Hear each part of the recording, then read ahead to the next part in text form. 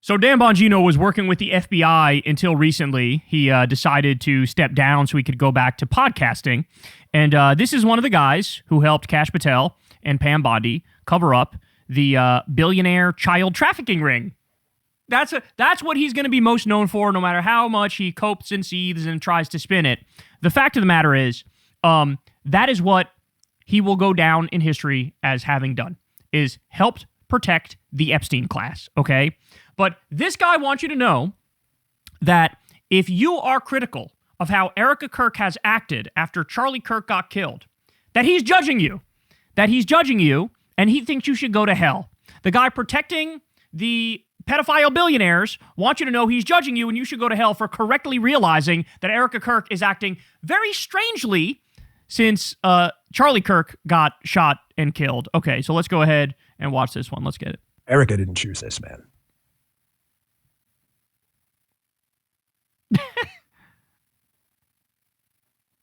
She didn't choose this. Who the fuck is watching this? Like, who is watching this and enjoying it other than us who are watching it to make fun of it? Like, genuinely, who watches this? In your house, and you find out from Twitter or, I don't know, a text or a phone call, or that your husband was just shot in the neck for the entire world to see on social media at a public event.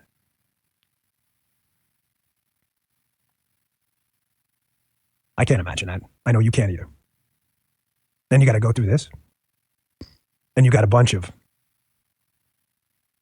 absolute fucking lunatics sending her emails. You did it. Comments, tweets. Fuck you. Fuck you. Fuck you. Go fuck yourself. You demonic fucking scum.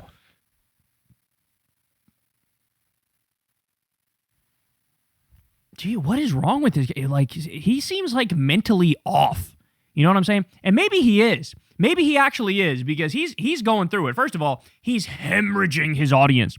Nobody listens to him. Nobody cares what he has to say, because he used to fancy himself like, oh, I'm like a MAGA outsider. I'm like an anti-establishment host. Then he snuggled up to the establishment, is protecting the pedophile billionaires.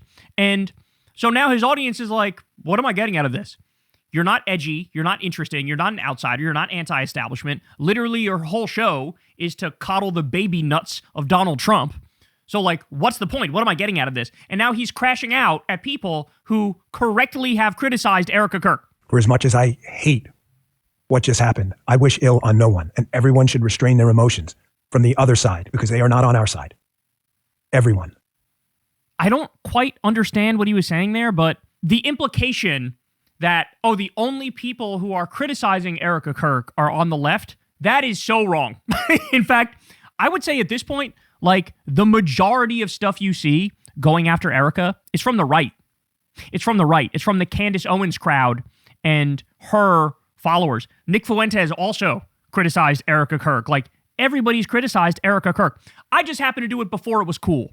As per usual, being on the left means you're correct too early. This is yet another way in which I was correct too early when I called her a grifter. I posted like the fake Halloween costume where it was like, you know, widow grifter or some shit like that. Everybody came after me. It took like 2 weeks after that for people to go, oh, you know what? Turns out that's actually exactly right. Turns out that was right. So I was willing to say it when it wasn't in vogue to say it, and now it's in vogue to say it. But if he's trying to cope and seethe like, oh, it's only lefties, the evil, bad lefties who are doing this. No, I hate to tell you, bro, it's like the majority of your side too. So you might want to wake up to that reality. Because they are not on our side. Everyone. Once you go down the road of violence, there's no turning back. There's always someone stronger than you, man. Always. There's a whole lot of people stronger than me. What is it? What is this like existential crisis he's having on air? This guy, like, his eyes look dead. He looks dead inside. He looks like a husk or a shell of a man at this point. Look at his face. That's the face of a defeated man. That's the face of a guy who was a member of the FBI for less than a year, fucked up the Charlie Kirk case. That's the other thing. Why is he lashing out? Why is everybody being so mean to Erica Kirk? He's talking about this so you don't realize that him and Kash Patel fucked up royally the Charlie Kirk case, and we're never going to actually know the specifics and the ins and outs of who did that and who was really responsible for it. Because the story they're telling us, the official story, is obvious bullshit. There's holes in that story you could drive a Mack truck through. And that's what he's doing. He's trying to deflect from his failure, from Kash Patel's failure. That's what he's doing here. And I'm sorry if the language distracts from you, but I can think of no other New York way to say it than fuck you, motherfuckers. Oh, big You tough deserve guy. to feel the little licks of the flames of hell on every inch of your body. By the way, a pro tip, don't say feel the little licks when you were the guy who helped cover up Epstein. I'm just saying. It might evoke a different sort of imagery. Fuck you. If there's an afterlife, and I believe there is, I believe in the second creation. I don't pretend to be the judge and jury, but I know you're not in it. So, by the way, I don't know if you guys have seen this scandal, but there was like a whole bunch of conservative influencers who the other day came out and said that Candace Owens is, quote, demonic. They used the word demonic, and it was like a bunch of them did it. Well, come to find out, somebody, is paying these influencers and gave them the option. Do you want to make, I don't know how much money it was, $100, $200, $500, whatever it was.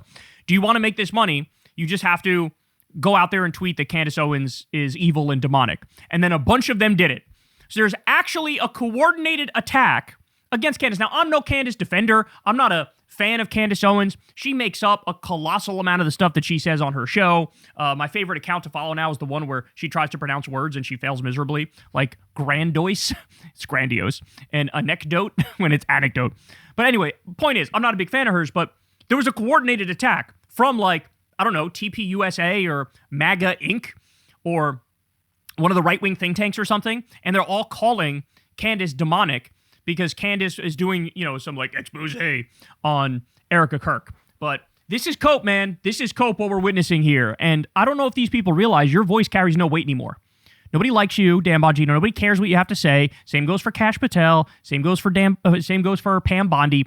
You're the people who are out there that were like, I got the Epstein files on my desk, but also there are no Epstein files. And also, there's no evidence that Epstein trafficked to anybody except himself. And Bongino was like, I saw the file. He definitely killed himself. Cut to, there's reason to believe he's either still alive or murdered. Like, the least likely thing is that he's dead and he killed himself. It's either he's still alive or he was murdered by the Trump regime, by Trump himself, right? That Trump ordered the hit. Those are the more likely scenarios. He's giving the least likely scenario and saying, oh, for sure, yeah, he definitely killed himself. There's no doubt about it. You are part of the club, dog. You're part of the club. And by the way, let's be serious here for a second. Why has basically everybody looked at Erica Kirk and gone, what are you doing? First of all, you don't get to decide. I'm now going to fill Charlie's shoes, and I'm going to be the head of TPUSA. But also, you can't criticize me. I'm sorry, but if you wanted to get out of the public eye, if you wanted to get no pushback, well, then you had to actually get out of the public eye and be the grieving wife. That's all you had to do. If you said, I'm stepping aside, if you said, I'm not going to do interviews, if you said, I'm going through it right now, so I'm going to be in the background, everybody would have understood and nobody would have said anything. But what she did is, before his fucking body was cold, she's like, I'll be the CEO. I'll be the CEO. I'll host his show and do all the CEO duties and run TPUSA, and I'll be front and center, and I'll go do events where I have like WWE fireworks going off around me. Like, this is why people criticize you. So that's point number one, is you can't be front and center and then go, how dare you respond? No, if you don't want us to say anything to you, don't be front and center, right? That's point number one. Point number two is, we all see how you're acting, bro. Why were you running your hands through J.D. Vance's hair, touching him in like an intimate way, and why were his hands on your hips? Why was she wearing these like tight leather pants in what's supposed to be this like solemn event? Why did she say in front of an audience that J.D. Vance reminds her of Charlie Kirk? Why did J.D. publicly say he wants his wife to convert to Christianity, humiliating her in front of the world? Why is there a picture of Erica Kirk with her head on the chest of Jesse Waters? Why did she fundraise immediately off of Charlie Kirk's murder and raise a gargantuan amount of money and then brag about it on an earnings call? Why did she post that creepy-ass video on social media of her holding her dead husband's hand when he's in the casket trying to get clout off his demise? What's up with the pyrotechnics at the funeral? Again, why you treat it like a WWE event? Why did you immediately take over his position at TPUSA? Why are there videos of you crying where there's no tears whatsoever? That literally just happened again at the State of the Union address. Soon as Trump started talking about her, she does this face like she's going to cry, like she's tearing up. And then she like acts like she's crying, but there's not a single fucking tear coming from her eyes. We see this. Like, we're not going to pretend like we don't see what we're plainly seeing with our own two eyes. Why is she hopping in front of every single camera? Why is she doing that? Why can't she understand she is the reason why people are criticizing her? It's like more than half the internet has this opinion. It's only a select small group of people who are insider Republican elites who go, you're not allowed to say anything negative about her. But congratulations, Dan Bongino. Apparently this is your show now. People want to come watch you have like a fucking midlife crisis on air with your dead eyes, where you pout and whine and moan and say, fuck you to people who criticize other Republican elites. Like, no, we're going to criticize all of you. And by the way, this is why he's crashing out, is because who's listening to him anymore? Who's listening?